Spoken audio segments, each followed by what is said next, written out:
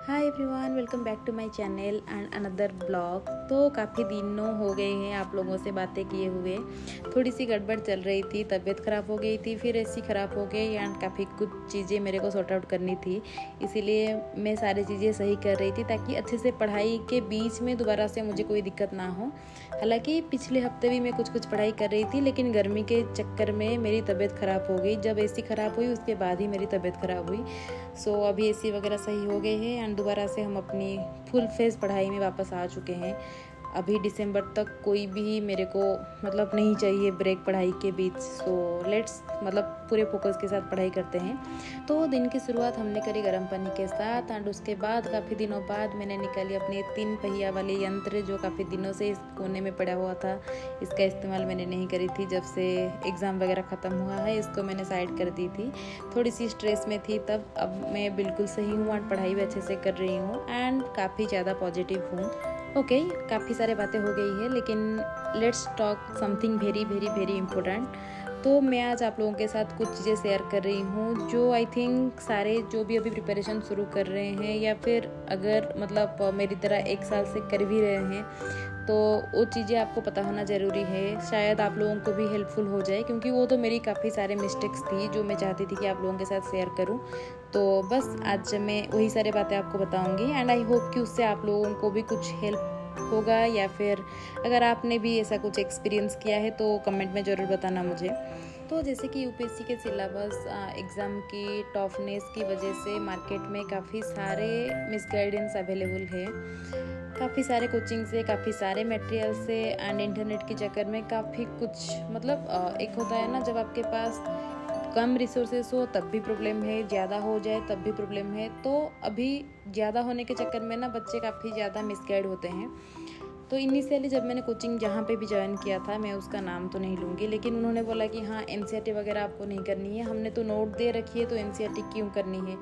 Okay, तो मैं कहना चाहूँगी कि अगर आप मेरी तरह साइंस बैकग्राउंड से हैं एंड आपको थोड़ी सी बेसिक्स इतना ज़्यादा क्लियर नहीं है, हिस्ट्री में हो गई, ज्योग्राफी में हो गई, इकोनॉमिक्स में हो गई, कोई भी टॉपिक में अगर आपको अपनी बेस बनानी है, तो मेरी सिंसियर रिक्वेस्ट है कि आप एक बार एनसीईआरटी कर लेना। एंड जैसे कि मैं देखती हूँ कि काफ़ी सारे जो लोग यूपीएससी के रिलेटेड वीडियो बनाते हैं या फिर ब्लॉग बनाते हैं, वो कोई भी एरा गहरा कोचिंग सेंटर की मटेरियल को प्रमोट कर देते हैं। हालांकि उनमें से काफ़ी सारे मटेरियल सही भी होते हैं, लेकिन मेरा मानना है कि जो कोई और कर रहा है वो आपके लिए वर्क करेगा कि नहीं, I am not very sure. इसीलिए जब भी मैं अपनी रिसोर्सेज आपको बताती हूँ तो मैं आपको ऑप्शन दे के चलती हूँ कि आप 1-2 बार ना ये चीज़ें देख लो, अगर आपको सही लगे तभी ही इसके साथ जाना। जैसे एक एग्जांपल देती हूँ, मॉडर्न इंडिया हिस्ट्री में हमारे पास स्पेक्ट्रम अवेलेबल है, विपिन चंद्रा है एंड एनसीईआरटीज है। काफ़ी सारे बच्चे हैं जिनको विपिन चंद्रा से काफ़ी सही समझ आया है पढ़ाई, किन किन को स्पेक्ट्रम से हेल्पफुल हुआ है, तो काफ़ी सारे लोगों को एनसीईआरटी से हुआ है। तो जो जहाँ से आपको पढ़ाई समझ में आ रही है, जहाँ से आपकी पीवाईक्यू सॉल्व हो रही है और जहाँ से आप अपनी नोट्स बनाने में सक्षम हो रहे हो या फिर आंसर राइटिंग कर पा रहे हो, आप वहीं पे स्टिक रहो, चेंज मत करो कि नहीं ये बोल रहे थे तो एक बार ये देख लेती हूँ। हाँ, जैसे मुझे इनिशियल विपिन चंद्र से समझ नहीं आया तो मैंने फिर स्पेक्ट्रम में स्विच किया एंड इसमें से मेरे को सारी चीज़ें समझ आ भी गई एंड हेल्पफुल भी हो गया। तो मैं दोबारा से किसी और बुक की तरफ देखा भी नहीं एग्ज़ाम से पहले। जैसे कि अभी ज्योग्राफी में इनिशियली मेरे पास कोई बुक्स नहीं थी, मैं एनसीईआरटी से कर रही थी एंड एनसीईआरटी से मुझे पता नहीं था कि प्री के लिए मैं क्या नोट डाउन करूँ क्या ना करूँ। इसीलिए मैंने पीएमएफआईएस का जब किताब आया उनका नया, तो वहाँ से करा एंड उन्होंने एनसीईआरटी वगैरह सारे इंक्लूड करके नोट्स बनाई थी प्री के लिए, तो मैंने वहाँ से रिवाइज करी प्री के लिए। सो अगर आपको नीड है तभी आप स्विच करो, अदरवाइज मत करो। एंड ये मैं बोल रही हूँ इसीलिए आप करो ऐसा नहीं है, अपनी दिमाग चलाओ, आपके लिए कौन सी रिसोर्सेज सही है, कौन सा इंस्टीट्यूट सही है, कौन सी टीचर सही है, उनसे आप पढ़ाई करो। ना कि मैं बोल रही हूँ या फिर कोई दूसरा बोल रहा है तो ये मत करो, क्योंकि कोई भी बोल रहे हैं ना, उनको बोलने के लिए पैसा मिलता है पहली बात। एंड हर कोई इतना ज़्यादा क्रेडिबिलिटी एंड अकाउंटेबिलिटी मेंटेन नहीं करता है। तो थोड़ा सा सोच समझ कर अगर चलोगे तो मिस गाइडेंस से बच पाओगे। एंड यही सबसे बड़ी दिक्कत है कोई भी कॉम्पिटिटिव एग्जाम में, दैट इज़ मिस गाइड। काफ़ी सारे टीचर्स, उनको भी मोटिव अपनी प्रॉफिट से है, काफ़ी सारे कोचिंग इंस्टीट्यूशन उनको भी अपनी प्रॉफिट से ही मोटिव है, तो इतना ज़्यादा इमोशनल होकर किसी से अटैच नहीं होना है कि हाँ वो बोल रहे हैं तो ये सही ही होगा।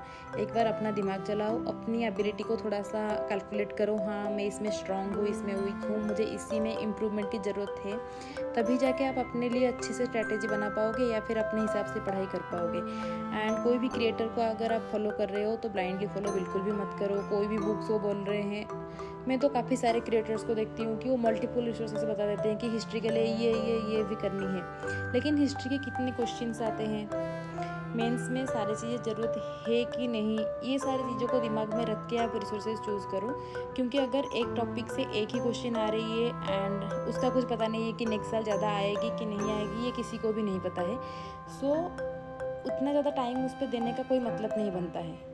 ओके, सो आई होप कि मैं क्या बोलना चाह रही हूँ आपको कन्वे हो रही है। मतलब एकदम से मैं कुछ सोची नहीं थी, लेकिन मेरे को लगा कि ये सारी चीज़ें मैं आप लोगों के साथ डिस्कस करना चाहिए मेरे को, क्योंकि मुझे जितने भी लोग देख रहे हैं मैं नहीं चाहती हूँ कि उनको कोई भी मिसगाइडेंस प्रोवाइड हो मेरी तरफ से, या फिर अगर मेरे आसपास कुछ भी है तो मैं उनको उस बारे में अवेयर करूँ, ये भी मेरी रिस्पॉन्सिबिलिटी है। एंड मैं डे 1 से करती आई हूँ एंड आगे भी करूँगी। तो वन सिंसियर रिक्वेस्ट कि कोई भी टॉपर्स को भी ना ब्लाइंडली फॉलो मत करो, उनको भी काफ़ी सारे इंस्टीट्यूशन से पैसा मिलता है वो बोलने के लिए, तो वो बोल देते हैं। तो अपने लिए खुद से जो करना है खुद से सोचो, थोड़ा सा टाइम लेके सोचो, क्योंकि एक बार अगर बेस स्ट्रांग हो गई ना तो उसके ऊपर कितना भी मंजिल आप बना लो टिक जाएगा। लेकिन अगर बेस वीक है तो आप मतलब क्या पता थोड़ी सी ही ऊपर उठे होगे तो नीचे गिर जाओगे दोबारा से। एंड रही बात क्रिएटर्स की कि हाँ मैंने ये रिसोर्सेज पढ़ के प्रीलिम्स क्लियर कर ली या फिर मेंस क्लियर कर ली, तो ऐसा ठीक नहीं है कि उन्होंने वहाँ से पढ़ी है नहीं पढ़ी है आपको कुछ नहीं पता, आप ब्लाइंडली फॉलो करते जा रही हो एंड आपका टाइम भी वेस्ट होगा एंड अटेम्प्ट भी। तो इनिशियली मैंने भी यही चीज़ें करी थी कि टॉपर्स को देख के या फिर कोई भी टीचर्स को रेफरेंस में लेके मैंने शुरुआत करी थी। हालांकि मैंने किसी क्रिएटर को कभी रेफरेंस में नहीं लिया था, क्योंकि मुझे तब पता भी नहीं था कि हाँ यूट्यूब में भी ऐसे वीडियो बनाते हैं जो लोग प्रिपरेशन कर रहे होते हैं, एंड उनमें से गिने चुने ही आई थिंक जेन्युइन होंगे जो लोग रियल चीज़ें बताते होंगे। तो बस अगर किसी को आप फॉलो कर रहे हो तो अच्छे से मतलब थोड़ा सोच के फॉलो करना कि हाँ ये बोल रहे हैं तो ये चीज़ें अच्छी है तो कर लेते हैं। एंड रही बात कोई भी कोचिंग करने की, तो वो अपनी ऐप के हिसाब से आप डिसाइड करो कि कौन सी टीचर्स की पढ़ाई आपको समझ में आ रही है। सारे टीचर्स की लेक्चर्स आपको मिल जाएगी यूट्यूब में, वहाँ से देखो, या फिर काफ़ी सारी चीज़ें ऐसे होंगे जिसमें आपको कोचिंग की ज़रूरत भी ना पड़े, तो तब खुद से कर लेना, क्यों हमेशा किसी के ऊपर डिपेंड रहना। जैसे कि प्री के लिए तो मुझे दोबारा से किसी के लेक्चर्स नहीं देखनी है, लेकिन मेंस के लिए मुझे गाइडेंस चाहिए थी, तो मैंने मेंस के लिए ज्वाइन कर लिया जहाँ पे मुझे ज्वाइन करना था। मैं यहाँ पे किसी की प्रमोशन नहीं करूँगी कि हाँ मैं यहाँ पे कर रही हूँ आप भी यहाँ से कर लो, मुझे यहाँ से अच्छा लगा तो मैं कर रही हूँ, मे भी आपको किसी और टीचर से ज़्यादा अच्छा लगेगा तो आप वहाँ पे कर लेना।